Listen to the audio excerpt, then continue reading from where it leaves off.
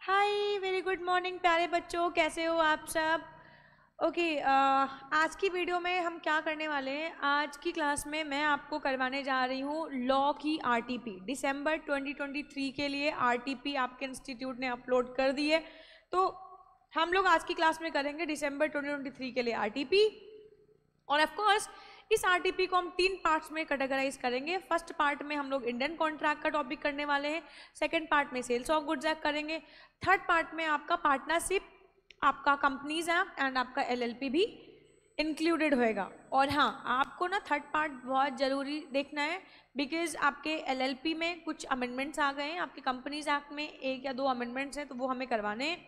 तो ऑफकोर्स बहुत इंपॉर्टेंट होएगा आपका third part. Of course first part तो इम्पॉर्टेंट है ना, क्योंकि वो उसकी वेटेज ज़्यादा है। तो फर्स्ट पार्ट ये हमारी फर्स्ट लेक्चर है, फर्स्ट वीडियो है जिसको हम लोग अपलोड कर रहे हैं। इसमें मैंने आप लोगों को कवर किया हुआ है। आप लोगों को ये टॉपिक में मैं पढ़ाने वाली हूँ इंडियन कॉन्ट्रैक्ट। इंडियन कॉन्ट्रैक्ट के टोटल 6 क्वेश्चंस हैं जो ये आरटीपी में होंगे, वो मेरे साथ कर लियो यार। बट इस बात को ध्यान में रखियो कि आपको इंडियन कॉन्ट्रैक्ट का जो टॉपिक है, जो प्रोविजंस है, वो आने चाहिए, क्योंकि अगर प्रोविजंस नहीं आ रहे होंगे तो मैं क्या पढ़ा रही हूँ आपको समझ में नहीं आने वाला। तो मैं ये उम्मीद कर रही हूँ कि आप लोगों को इंडियन कॉन्ट्रैक्ट एक्ट अच्छे से आ रहा होगा, उसके प्रोविजंस याद होंगे, क्योंकि अगर प्रोविजंस याद होंगे तो ऑफ कोर्स हम ये टॉपिक को अच्छे से कर लेंगे। ठीक है, तो स्टार्ट करते हैं। इंडियन कॉन्ट्रैक्ट एक्ट का टॉपिक हम लोग कर रहे हैं आरटीपी। मैं फिर से बता रही हूँ, हम लोग कर रहे हैं आरटीपी और स्टार्ट कर रहे हैं first part Indian contract act, जिसमें मुझे 6 क्वेश्चंस कवर करने हैं। फटाफट फटाफट करेंगे, टाइम वेस्ट नहीं करने वाले हैं, क्योंकि बच्चों का टाइम बहुत कीमती है। ओके, सबसे पहला क्वेश्चन देखते क्या है। Sheetal was a classical dancer. Okay, she enter into an agreement with the Sharad Vidya Mandir. Oh ma'am, ये तो हमारी बुक का ही क्वेश्चन है ना। यस, ये तो हमारी बुक का क्वेश्चन है, आप लोगों ने क्लास में किया है। Sheetal was a classical dancer, she enter into an agreement with the Sharad Vidya Mandir for 50 dance performance, and as per the contract she was supposed to perform every weekend and she will be paid 8,000 per performance. ठीक है, सही है। However, after a month, she was absent without informing. Oh, breach of contract, breach of contract, breach of contract. Due to her personal reason. Answer the following questions as per the Indian Contract Act. अब मेरा इंतजार मत करो, आंखें बंद करके इन questions का answer करो।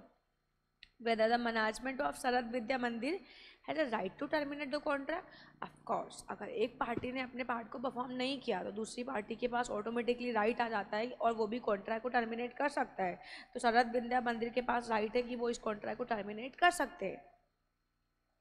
If the management of Sarad Vidya Mandir informed Sheetal about its continuance, अब अगर शीतल के एब्सेंट होने के बाद भी जब शीतल फिर से पहुंचती है शरद विद्या मंदिर और शरद विद्या मंदिर उसकी परफॉर्मेंस को एक्सेप्ट कर लेते हैं, अगर परफॉर्मेंस एक्सेप्ट कर लिया तो उसके बाद सब्सिक्वेंटली आप इस कॉन्ट्रैक्ट को रिवोक नहीं कर सकते हो। ठीक है ना यार। तो इसमें यही पूछा है कि क्या एब्सेंसी के बाद शीतल जब फिर से कंटिन्यू करती है तो can the management still retain the contract? No. अगर एक बार एब्सेंसी के बाद वो फिर से पहुंचती है डांस परफॉर्मेंस के लिए और आप उसकी डांस परफॉर्मेंस को एक्सेप्ट करते हो तो यस ऑफ कोर्स आपके पास राइट टू रिवोक नहीं रह जाएगा। कैन द शरद विद्या मंदिर क्लेम डैमेजेस? यस। अगर शीतल ने क्या किया, ब्रीच ऑफ कॉन्ट्रैक्ट किया, और अगर शीतल ने ब्रीच ऑफ कॉन्ट्रैक्ट किया तो यस ऑफ कोर्स शरद विद्या मंदिर के पास राइट है कि वो डैमेजेस को क्लेम कर सकते हैं। तो आ जाओ जरा आंसर फटाफट फटाफट देखते हैं क्या है। यहाँ पे आ गए।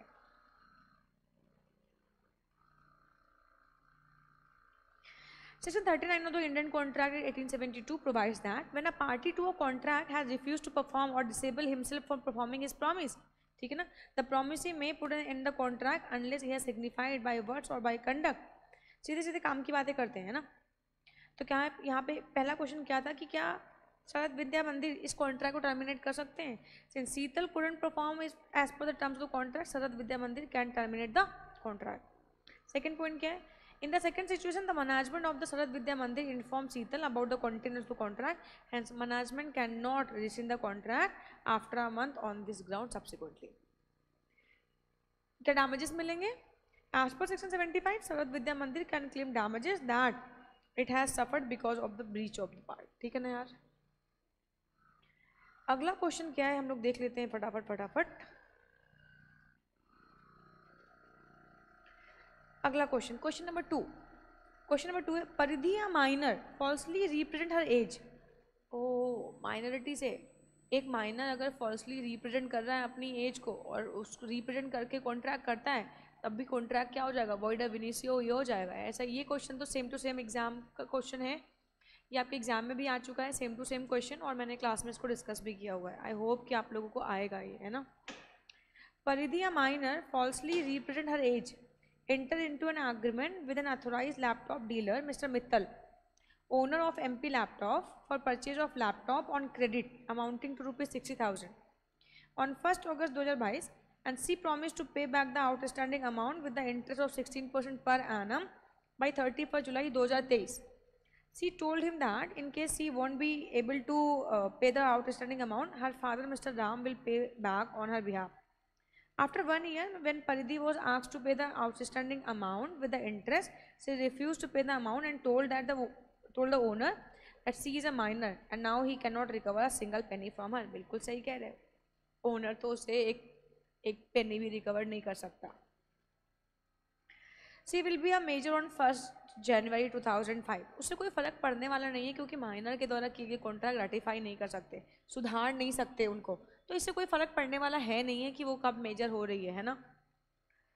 And only after that agreement can be ratified, agreement can not be ratified.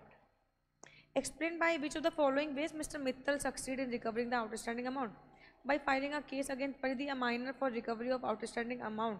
ना, मिस्टर एमपी कभी भी इसमें सक्सीड नहीं होंगे क्योंकि ऐसा हो नहीं सकता है। माइनर के साथ किए गए कॉन्ट्रैक्ट क्या होते हैं, वॉइड एब इनिशियो होते हैं। By filing a case against mister Ram, father of परिधि, नहीं, माइनर के गार्जियन को हम कभी बाइंड नहीं करते हैं।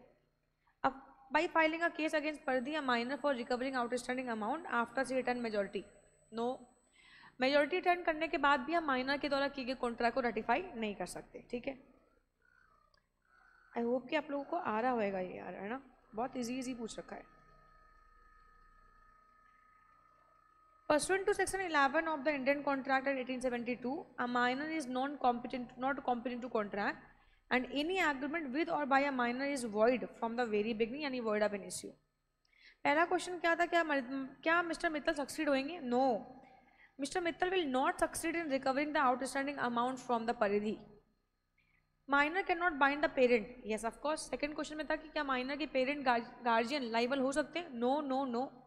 In the absence of authority, express or implied, a minor is not capable of binding his parent or guardian, even for the necessaries। तो इसका मतलब क्या है कि माइनर के पेरेंट और गार्जियन लाइबल नहीं होंगे। ठीक है, ratification, a minor can not ratify the agreement on attaining the age of majority, तो माइनर के साथ किए गए कॉन्ट्रैक्ट को हम रेटिफाई नहीं कर सकते। आई होप कि आपको ये बात क्लियर हो रही होगी। अगला क्वेश्चन देखते हैं, अगला क्वेश्चन क्या है, क्वेश्चन नंबर 3 पे आ गए।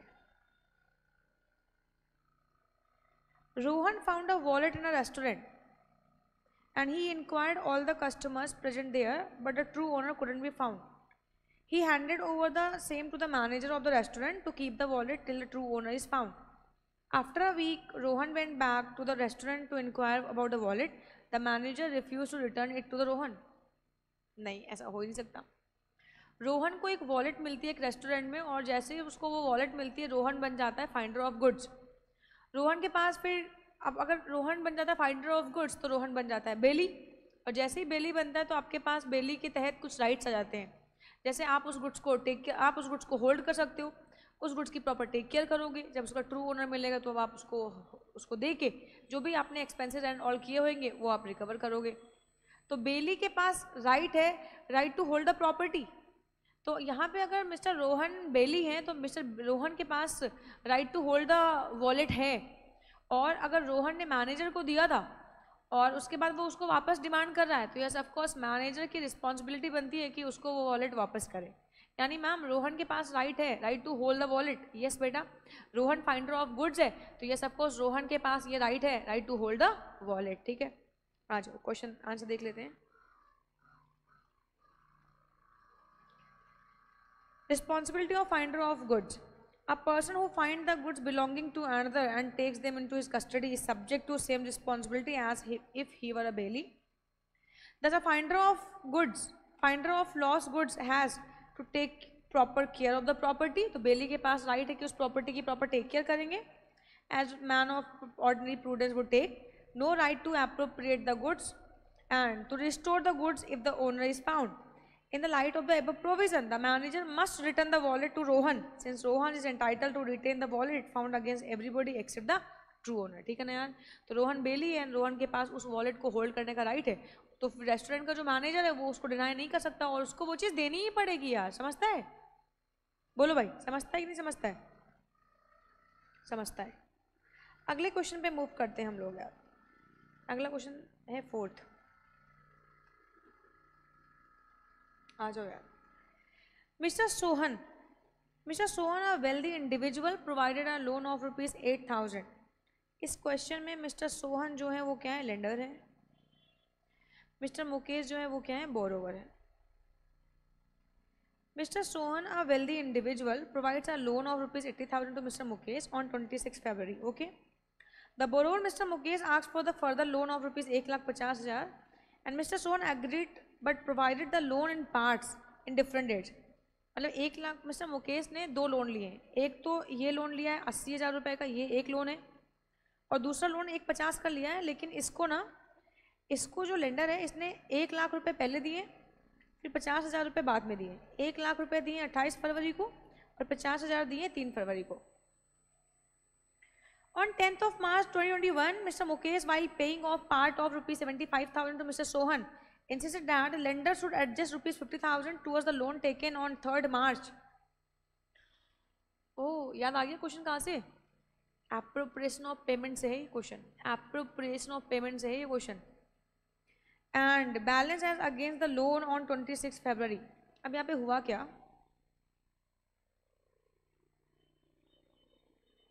एक मिस्टर सोहन है,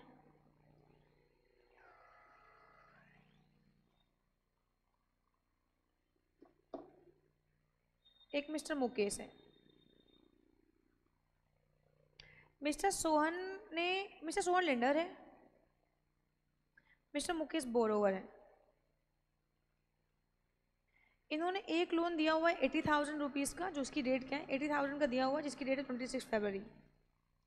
एक लोन है 80,000 का जिसकी डेट है 26 February.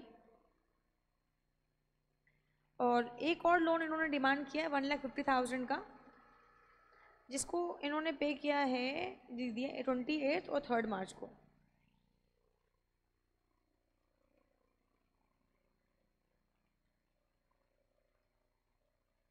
₹1 लाख की पेमेंट करी इन्होंने 28 फरवरी को एंड 50,000 रुपीज़ की पेमेंट करी हुई है इन्होंने मार्च को. नाउ मिस्टर मुकेश जो है ना, इन्होंने 75,000 रुपीज़ पे किए. मिस्टर मुकेश ने 75,000 रुपीज़ पे किए.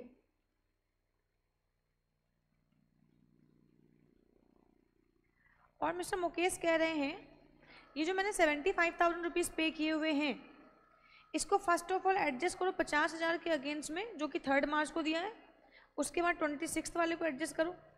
यानी मिस्टर मुकेश ने जो 75,000 रुपये दिए हुए हैं इसमें से कह रहे हैं इसमें से 50,000 रुपये तो यहाँ से सेट ऑफ करवा दो और उसको नील कर दो, और 25,000 रुपीज़ ना इसके अगेंस्ट में सेट ऑफ करवा दो, और ये 1 लाख वाला जो अमाउंट है ना इसको हम बाद में पे करेंगे. मतलब इसके अगेंस्ट में कुछ भी नहीं दे रहा है. तो मुद्दा ये आता है कि ये जो 75,000 रुपीज़ हैं, क्या हम इनको मुकेश बता सकता है? क्या हम मुकेश की एप्रोप्रिएशन पे इसको एडजस्ट कर सकते हैं? देखो, एप्रोप्रिएशन ऑफ पेमेंट में मैंने आपको बताया था सबसे पहले हम लोग डेटर की एप्रोप्रिएशन देते हैं, एप्रोप्रिएशन बाय डेटर. और अगर डेटर चुप है तो क्रेडिटर की एप्रोप्रिएशन देखते हैं, और अगर क्रेडिटर चुप है तो हम लॉन्गेस्ट डेट को सबसे पहले सेट ऑफ करवाते हैं, बशर्ते वो डिस्प्यूटेड नहीं होना चाहिए. टाइम बार्ड डेट हो सकता है. समझ रहे हो?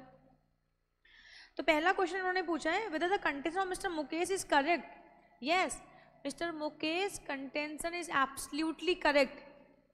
मिस्टर मुकेश के पास ये अधिकार है कि ये सब कुछ वो बता सकते हैं. अगर उन्होंने लेंडर को पेमेंट करी है तो मिस्टर मुकेश के पास राइट है और वो बता सकते हैं कि कौन से डेट को वो पहले पे कराना चाहते हैं. क्योंकि आप एप्रोप्रिएशन बाय डेटर हम पहले देखते हैं, फिर एप्रोप्रिएशन बाय क्रेडिटर देखते हैं, और अगर ये दोनों ही चुप हैं तो हम लॉन्गेस्ट डेट को सेटल करवाते हैं, भले ही वो टाइम बार्ड क्यों ना हो। तो ये सब course Mr Mukesh contention is absolutely correct. Second question क्या है, what would be the answer in case borrower does not insist on such order of adjustment और रीपेमेंट।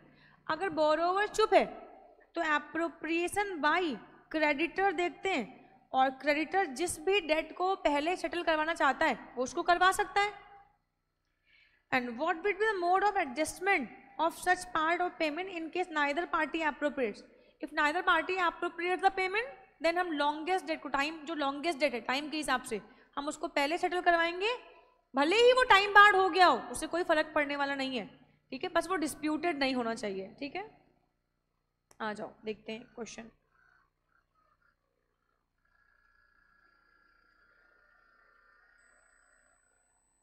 ये है ना, इन केस वेयर डेटर वो several distinct debts to the same creditor and makes the payment which is not sufficient to discharge all the debts, the payment shall be appropriated as per section 59 to section 61. Point number 1, पहले क्या mister borrower अपने हिसाब से उस date को settle करवा सकते हैं? Yes. 59 of the act where debtor owing several distinct debt to one person makes a payment to him either with express intimation or under circumstance implying that the payment is to be applied to the discharge of some particular debt. The payment, if accepted, must be applied accordingly. Therefore, the contention of Mr. Mukesh is absolutely correct, and he can specify the manner of appropriation of repayment of debt. Very simple. अगर mister debtor नहीं बताते हैं तो किसकी intention लेंगे? Creditor की।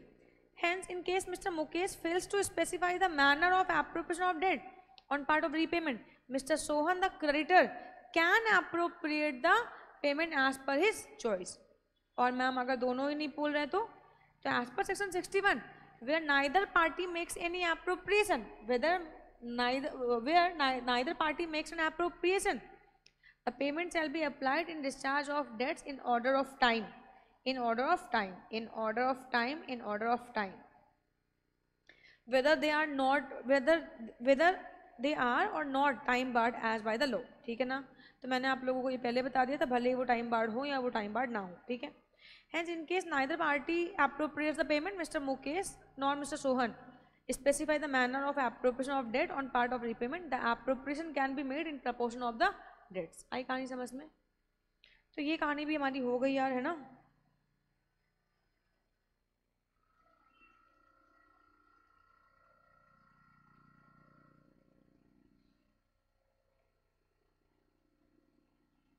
चलो अगला क्वेश्चन कौन सा है?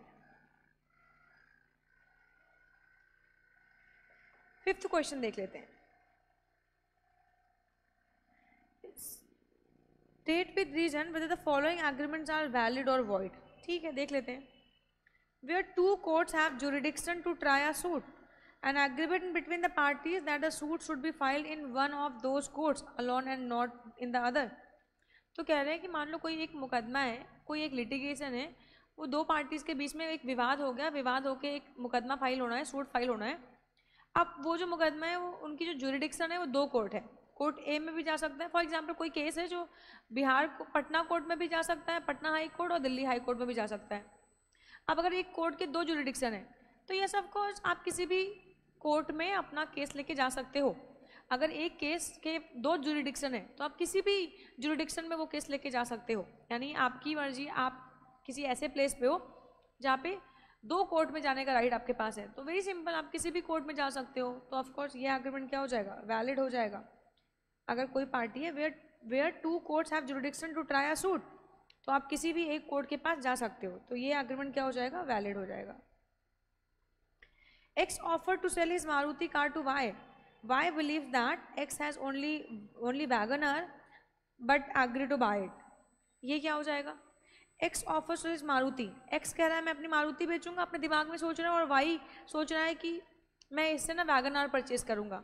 ये एग्रीमेंट हो जाएगा वॉइड। क्यों वॉइड हो जाएगा? क्योंकि इसमें कॉन्सर्स एड आइडम नहीं है, मीटिंग्स ऑफ माइंड, इसमें ना मीटिंग्स ऑफ माइंड नहीं है। जब भी किसी एग्रीमेंट में मीटिंग्स ऑफ माइंड नहीं होता है तो वो एग्रीमेंट कभी भी लॉ में इन्फोर्सेबल नहीं होता है। अगला agreement, X a physician and surgeon employ Y a assistant on a salary of 75,000 per month for a term of 2 years and Y agree not to practise as a surgeon and physician during these days. अब ये क्या कह रहे हैं, x कोई physician है और उन्होंने वाई को एम्प्लॉय किया है और कहा है कि जब तक तुम मुझे सर्व करोगे तब तक तुम किसी और को सर्व नहीं करोगे, यानी जब जब आप मेरे एम्प्लॉय बन के रहोगे तो किसी और के वहाँ आपको जॉब नहीं करना है। यस ऑफ कोर्स, देखो मैंने आप लोगों को पढ़ाया था restraint of trade. Restraint of trade यानी हमारे पास हमारा कॉन्स्टिट्यूशन की आर्टिकल 19(1)(g हमें यह अधिकार देता है right to trade, right to opt profession, right to opt occupation, ये हमें अधिकार देता है। तो इसका मतलब ये है कि हम कोई भी व्यापार कर सकते हैं, कोई भी जॉब कर सकते हैं, कोई भी ऑक्यूपेशन, कोई भी प्रोफेशन हम ऑप्ट कर सकते हैं। बट बेटा अगर मैंने इसके एक्सेप्शंस पढ़ाए थे, गुडविल एंड फ्रेंचाइजी, कॉम्बिनेशन और सर्विस एग्रीमेंट। तो सर्विस एग्रीमेंट मैंने आप लोगों को पढ़ाया था, अगर कोई एम्प्लॉयर है और वो अपने एम्प्लॉय को रिस्ट्रिक्ट कर रहा है कि अगर आप हमारे वहाँ पे जॉब करोगे तो आपको कहीं और पे जॉब नहीं करनी है, कहीं और किसी और प्लेस पे जॉब नहीं करनी है, तो यस ऑफ कोर्स वहाँ पे रिस्ट्रेंट किया जा सकता है। तो यहाँ पे रिस्ट्रेंट कर रहा है, एक्स वाई को रिस्ट्रेंट कर रहा है, रिस्ट्रेंट ऑफ सर्विस कर रहा है किसी और पर्सन के वहाँ पे, तो क्या ये वैलिड है? यस ऑफ कोर्स ये वैलिड है, क्योंकि रिस्ट्रेंट ऑफ ट्रेड का एक्सेप्शन बनता है रिस्ट्रेंट ऑफ सर्विस। आइए आंसर देख लेते हैं।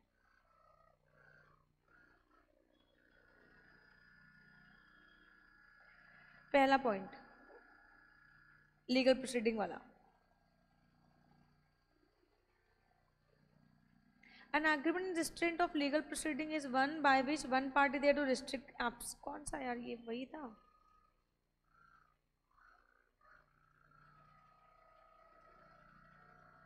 हाँ, 5th क्वेश्चन सही।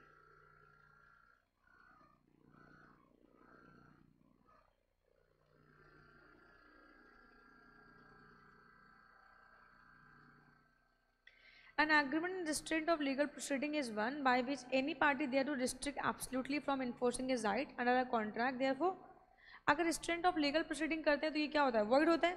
A contract of this nature is void।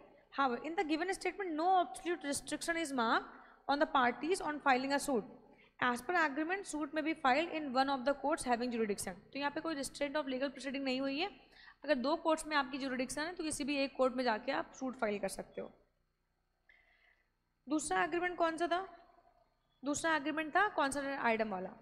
This agreement is void as the two parties are thinking about different subject matters. एक बोल रहा है कि मैं मारुति बेचूंगा, दूसरा बोल रहा है कि मैं वैगन आर परचेज करूंगा, तो कॉन्सिडर आइटम नहीं है, तो ये एग्रीमेंट क्या हो जाएगा? वॉइड हो जाएगा, वॉइड हो जाएगा। अगला service agreement, an agreement by which any person is restrained from exercising a lawful profession or trade or business of any kind is to that extent void, but as an exception, agreement of service by which employer bind himself during the term of his agreement, sorry, employee binds himself during the term of agreement। मान लो कोई employer है और उसने किसी को employ किया है, कोई एम्प्लॉय है, तो ये एम्प्लॉयर इस पार्टी को क्या कर रहा है? अब अगर आप ना अब आप अगर एम्प्लॉय बन गए हो तो एम्प्लॉय बन गए, क्या हो रहा है यार ये,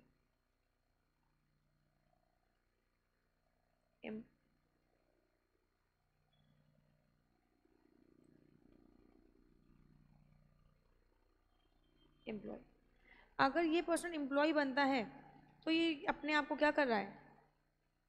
बाइंडिंग हिमसेल्फ, ये अपने आप को बाइंड कर रहा है किसके रिगार्डिंग? अपने एम्प्लॉयर के रिगार्डिंग। तो ये टाइम पे ये किसी और का जॉब एक्सेप्ट नहीं कर सकता। तो during the term of his agreement not to compete with his employer in not a restraint of trade, क्योंकि रिस्ट्रेंट ऑफ ट्रेड का क्या बन जाएगा? एक्सेप्शन बन जाएगा। अगला पॉइंट, अगला क्वेश्चन। तो ये इस बातों बातों में हमारे 5 क्वेश्चंस खत्म हो गए। अगले क्वेश्चन पे हम लोग मूव करते हैं। मिस्टर सेठ has been Mr. Seth, an industrialist, has been fighting a long drawn litigation with Mr. Raman। दो लोग हैं, एक मिस्टर सेठ है और एक मिस्टर रमन है, दोनों के बीच में कोई डिस्प्यूट है जिसकी वजह से ये इनके बीच में एक सूट है, मुकदमा है। To support his legal campaign mister Seth mister Seth ने अपने आप को सपोर्ट करने के लिए कोई मिस्टर एक्स है शायद, सेठ enlist the services of Mr. X, a legal expert, stating that an amount of 5 lakh would be paid if Mr. X does not take up the case of Mr. Raman. Oh, mister सेठ क्या कह रहे हैं? Mister सेठ कह रहे हैं mister x को इन्होंने हायर किया है, मिस्टर सेठ ने मिस्टर एक्स को कहा है, देखो अभी क्या है पूरा केस समझना, मिस्टर रामा सेठ और मिस्टर रमन के बीच में एक डिस्प्यूट चल रहा है, इसको लेके ना इन दोनों के बीच में एक मुकदमा है, और मिस्टर एक्स एक लॉयर है, तो मिस्टर एक्स को क्या हुआ है, मिस्टर एक्स एक लॉयर है, तो मिस्टर सेठ ने मिस्टर एक्स से कहा है मैं तुम्हें 5 लाख रुपीस दूंगा अगर तुम मिस्टर रमन का केस अपने हाथ में ना लो तो। मिस्टर सेठ मिस्टर एक्स से कह रहे हैं अगर तुम अगर मिस्टर रमन का केस अपने हाथ में मत लो तो इसके रिगार्डिंग मैं तुम्हें 5 लाख रुपए दूंगा। और ये तो गलत चीज़ है, ये तो गलत चीज़ है। अब आगे देखो, Mr X agreed but at the end of the litigation Mr Seth refuse to pay, decide whether Mr X can recover the amount. No, फिर से समझो केस को क्या है, एक है मिस्टर सेठ और एक है मिस्टर रमन, इन दोनों के बीच में कोई विवाद है, एक मुकदमा चल रहा है, और मिस्टर एक्स एक लॉयर है, मिस्टर सेठ ने मिस्टर एक्स को 5 लाख रुपीस देने का प्रॉमिस किया है अगर मिस्टर एक्स मिस्टर रमन का केस अपने हाथ में ना ले। मिस्टर एक्स मान गए और उन्होंने रमन का केस अपने हाथ में नहीं लिया, बाद में क्या हुआ, मुकदमा खत्म हो गया। अब मिस्टर एक्स गया राम सेठ के पास और बोलता है लाओ मुझे मेरे 5 लाख रुपए दो, मिस्टर सेठ ने इसको मना कर दिया, क्या मिस्टर एक्स सू कर सकते हैं? आंसर इज नो, नहीं कर सकते हैं। ये अच्छा क्वेश्चन था। According to section 27 of the Indian Contract Act 1872, an agreement by which any person is restrained from exercising a lawful profession, trade or business of any kind is to that extent void. ठीक है ना यार? In the instant case, Mr. Seth is in litigation with Mr. Raman. Mr. Seth enlists the services of Mr. X, a legal expert, stating that an amount of rupees 5 lakh would be paid if Mr. X does not take up the case of Mr. Raman. Mr. agree, but at the end of the litigation, Mr. Seth refuse. क्या Mr. X कुछ कर सकते हैं? No. The contract between Mr. Seth and Mr. X is also void. Hence, Mr. X cannot recover the amount promised by Mr. Seth. आई कहानी समझ में? तो इसका मतलब है यहाँ पे एक बात, ये इतने सारे क्वेश्चंस हमने कवर कर लिए, 6 क्वेश्चंस हमने कवर किए, और यहाँ पे इंडियन कॉन्ट्रैक्ट की जो आरटीपी थी वो ख़त्म हो गई। सारे क्वेश्चन आप देख रहे होंगे, सारे क्वेश्चंस ना हमारे बुक के ही पूछे गए, ये सारे क्वेश्चंस आपको एग्जाम्पल के तौर पे बुक में मिल जाएंगे, है ना। तो इससे एक बात तो क्लियर होती है कि मैम आपकी बुक के एग्जाम्पल्स और प्रैक्टिकल क्वेश्चंस हमें लगा के जाना है, क्योंकि मैम वहाँ से ऑफकोर्स क्वेश्चन फंसेंगे, ठीक है। तो इसको अच्छे से कर लेना यार। नेक्स्ट वीडियो ऑफकोर्स परसों आ जाएगी, आज मेरी लॉ की वीडियो है, कल प्रभात सर की वीडियो आएगी अकाउंट्स की, आरटीपी की, और उसके बाद मेरी वीडियो है, फिर आएगी सेल्स ऑफ गुड्स की। हम 3 पार्ट्स में आरटीपी को ख़त्म कर लेंगे, ठीक है। तो आज के लिए इतना ही, टाटा और बाय बाय। मैंने बहुत शॉर्ट वीडियो बनाई हुई है ताकि आप लोग फटाफट इन क्वेश्चंस को सॉल्व कर लो, ठीक है। Bye bye.